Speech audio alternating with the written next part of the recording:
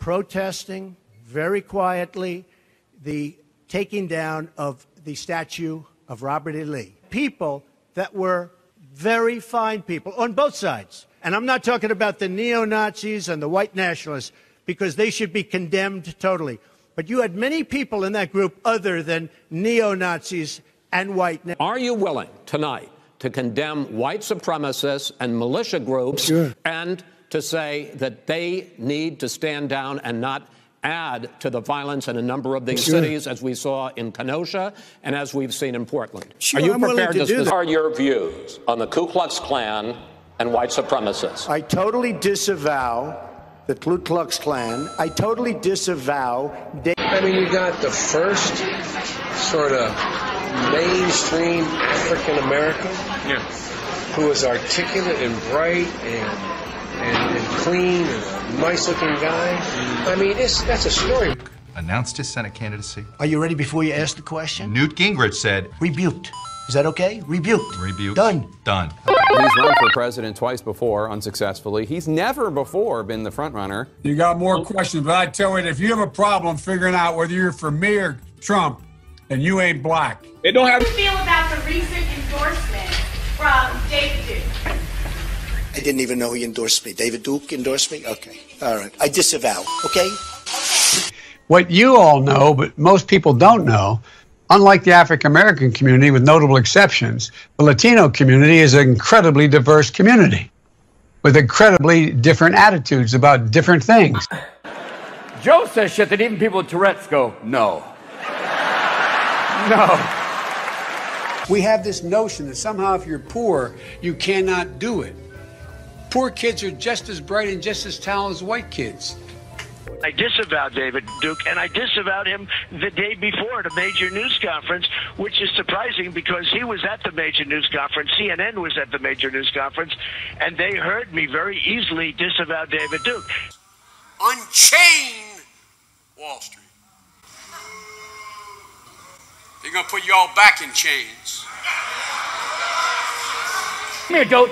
Sit down. After that, I also disavowed David Duke. When we looked at it and looked at the question, I disavowed David Duke. So I disavowed David Duke all weekend long on Facebook, on Twitter, and obviously it's never enough. David Duke. David Duke is a bad person who I disavowed on numerous occasions. And because of a corrupt system that exists in Mexico, I voted for a fence. I voted, unlike most Democrats, and some of you won't like it, I voted for 700-mile fence. And you will not like this. And punish American employers who knowingly violate the law when, in fact, they hire illegals. But they're the facts. People are driving across that border with tons, hear me, tons of everything from byproducts from methamphetamine to cocaine to heroin. And it's all coming up through corrupt Mexico.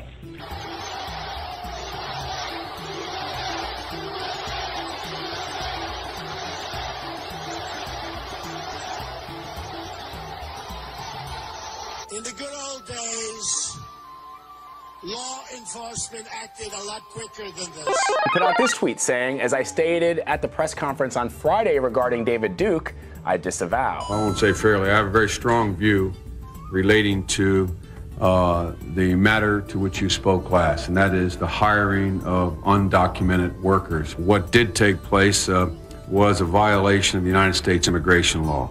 The committee and the public, as we've discussed, has to be assured that you are, without exception, going to be willing to enforce the law. In the immigration law, when did you first hire the unauthorized workers? Maybe it's time we realize that millennials will call everything racist. When I put out that I reject KKK and David Duke, nobody picks it up. You know why they don't? Because they don't want to pick it up. Now, I have been asked this question so many times. I have rejected it so many times. White supremacists are saying, do you want those votes? No, I don't want them, and I don't want him to say it. I don't like any group of hate. Fresh scrutiny comes from his earliest years in the Senate, when he strongly opposed mandatory school busing. that was designed to achieve integration and a more equitable education. What's less known is how he followed the lead of some of the Senate's most fervent segregationists. In a series of never-before-published letters reviewed by CNN, the strength of Biden's opposition to busing comes into sharper focus. On March 25, 1977, Biden wrote, "My bill strikes at the heart of the injustice of court-ordered busing. It prohibits the federal courts from disrupting our educational system." Biden sought and received support from Mississippi Senator James Eastland, a leading symbol of Southern resistance to desegregation. He frequently spoke of blacks as, quote, an inferior race. And it's personal, and I was actually it was hurtful to hear you talk about the reputations of two United States senators who built their reputations and career on the segregation of race in this country. And it was not only that, but you also worked with them to oppose busing. And you know, there was a little girl in California who was part of the second class to integrate her public schools. And she was bused to school every day. And that little girl was me. Do you agree today that you were wrong to oppose busing in America then? No. To coddle the reputations of segregationists, of people who, if they had their way, I would literally not be standing here as a member of the United States Senate, is, I think, it's misinformed and it's wrong. Did he apologize for that? He's going to have to make that decision. But, you know, let's be very clear that the senators that he is speaking of with such adoration are individuals who made and built their reputation on segregation. The Ku Klux Klan celebrated the election of one of them. So this is a very serious matter. Hate groups are not for me. But I've said this before. The press hates me to say it. They just don't want to pick it up. We are a country that stands united in condemning hate and evil in all of its very ugly forms. Joe is like her uncle who's on a new drug and hasn't got the dosage right. No, I haven't taken a test. Why the hell would I take a test? Come on, man. That's like saying you, before you got in this program, if you take a test where you're taking cocaine or not, what do you think, huh? Are you a junkie? What do you and evil? About the neo-Nazis and the white nationalists, because they should be condemned totally.